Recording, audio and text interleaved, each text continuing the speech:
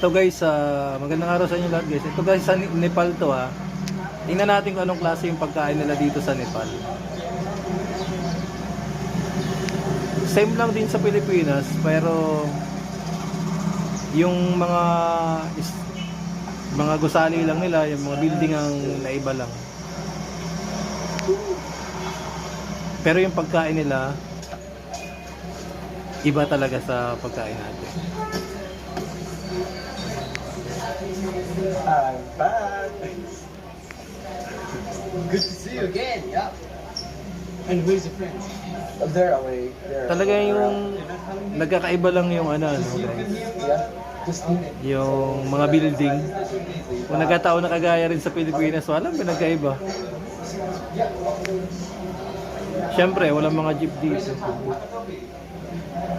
in my bag. Ito na guys yung pagkain nila.